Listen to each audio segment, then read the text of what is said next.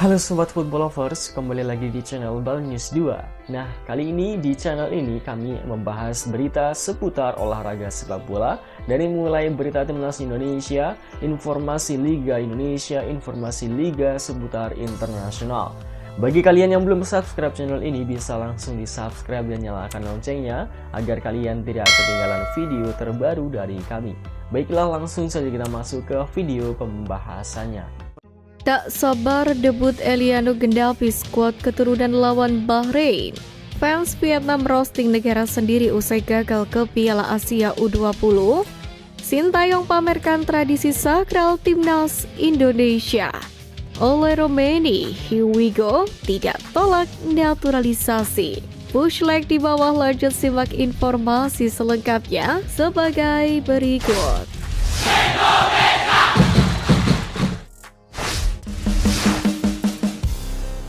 Fans Vietnam roasting negara sendiri usai gagal ke Piala Asia U20. Kegagalan timnas Vietnam untuk lolos ke putaran final Piala Asia U20 2025 menjadi topik hangat di media lokal.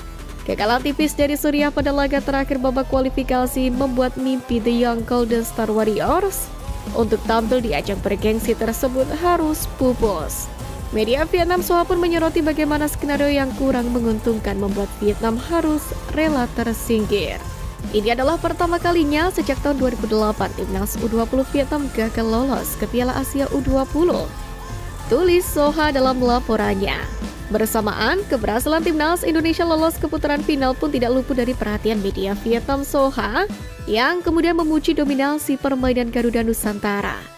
Meskipun memang harus puas dengan hasil imbang 1-1 melawan Yaman pada laga pamungkas.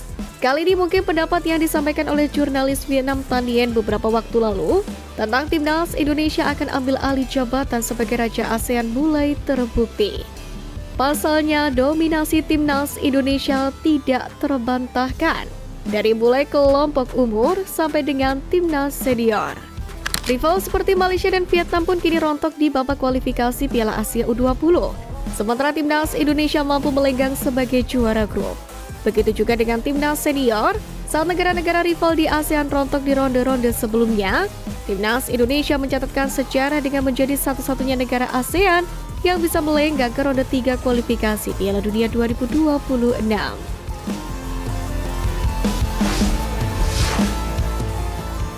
Tak sabar debut Eliano Gendapi skuad keturunan lawan Bahrain.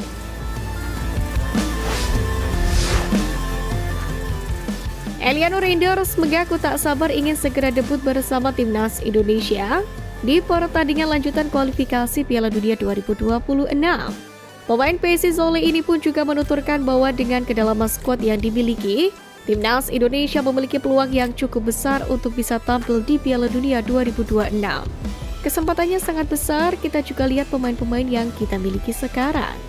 Jelasnya, ia juga mengatakan bahwa pertahanan timnas Indonesia akan semakin kuat dengan kedatangan Bisilgers yang kini juga sedang menjalani proses naturalisasi. Sementara itu terkait proses naturalisasinya, pengambilan sumpah WNI keduanya dilakukan di Belanda. Namun demikian, Ketum PSSI Erick Thohir sebelumnya menekankan bahwa pengambilan sumpah di Belanda ini tidak ada yang spesial. Menurutnya, ada juga masyarakat yang menjalani sumpah di negara lain dan itu hal yang biasa.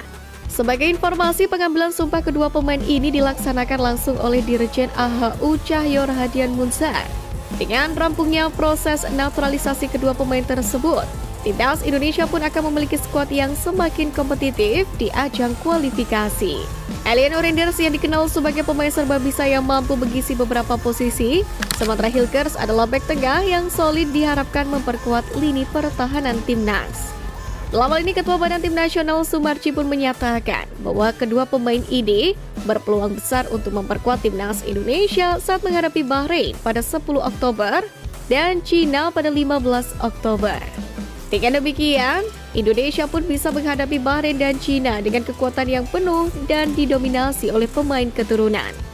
Nantinya, Miss Hilgers berpotensi menjadi tandem baru bagi Justin Hubner dan JIZ atau menjadi pelapis dari Rizky Ridho. Sementara Eliano akan memperkaya lini tengah yang sebelumnya sudah diisi oleh pemain naturalisasi lainnya seperti Tom Haye, Ivar Jenner, Kelvin Verdong, dan Nathan Juaon. Kolaborasi para pemain ini pun akan menjadi kunci aliran bola dari lini tengah ke lini depan.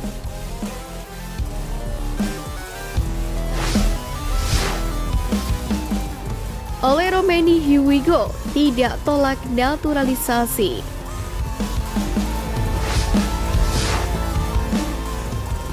YouTuber Yusa Nugraha membeberkan situasi Ole Romaini yang disebutnya tidak menolak timnas Indonesia, namun memang masih memiliki alasan tertentu yang membuatnya belum berseragam merah putih. Situasi Ole Romaini itu pun dibeberkannya lewat video terbarunya yang diunggah di kanal YouTube Yusa Nugraha dengan judul pemain selanjutnya sedang dinegosiasikan.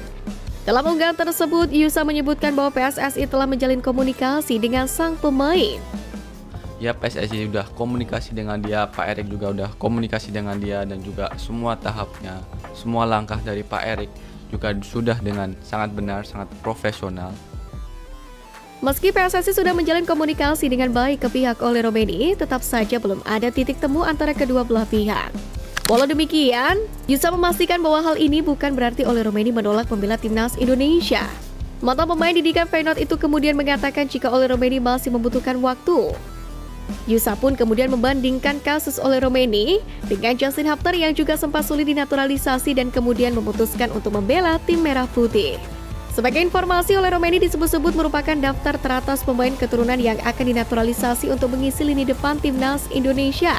Hal ini tak terlepas dari catatan pemain berusia 24 tahun itu, di mana di musim ini saja dirinya telah melesakkan 2 gol dari 6 pertandingan di Eredivisie 2024-2025. Catatan-catatan apik itu pun membuat Ole Romaini diyakini menjadi pemain yang tepat untuk mengatasi mandulnya lini serang timnas Indonesia.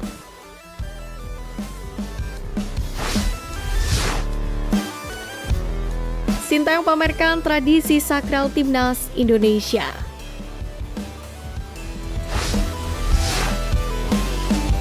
Pelatih skuad Garuda Sintayong berbagi cerita mengenai momen berharga dan tradisi yang dijalankan oleh tim yang dikenal dengan sebutan Garuda tersebut kepada media asal Korea Selatan Ice Plus. Apa ceritanya? Di mana timnas Indonesia memiliki ritual khusus setelah pertandingan, di mana para pemain Garuda berkumpul membentuk lingkaran di tengah lapangan dan menyanyikan Tanah Airku bersama para pendukung. Setelah itu mereka berkeliling lapangan untuk merayakan bersama para supporter. Biasanya pun Jesus dan rekan-rekannya akan menyapa dan bernyanyi bersama. Contohnya saat Sintayong memimpin timnas Indonesia meraih hasil imbang 0-0 melawan timnas Australia di Stadion Utama Gelora Bung Karno, Jakarta Pusat, yakni pada 10 September lalu. Tradisi dan momen berharga tersebut pun berlangsung di hadapan 70.059 penonton. Dukungan dari para penggemar untuk timnas Indonesia ini mirip dengan tim manapun yang berhasil mencapai Piala Dunia, kata Sintayong. Sebelumnya, soliditas supporter timnas Indonesia ini memang sempat memakan korban pemain Australia, di mana usai berhasil menahan imbang tim Socceroos, fans Indonesia kemudian kompak menyanyikan lagu Tanah Airku. Aksi puluhan ribu fans Indonesia yang menyanyikan lagu Tanah Airku pun direspon oleh salah satu pemain Australia, Michelle Duke, dengan sindiran. Dia menyebut para supporter tuan rumah sudah senang karena timnya dapat menahan imbang tim kuat seperti Australia. Pada akhirnya, komentar Duke ini pun dibalas pedas oleh para fans timnas Indonesia yang kemudian memborbardir kolom komentarnya di media sosial. Dan Duke pun akhirnya meminta maaf atas pernyataan itu dan mengaku tak tahu soal tradisi fans timnas Indonesia.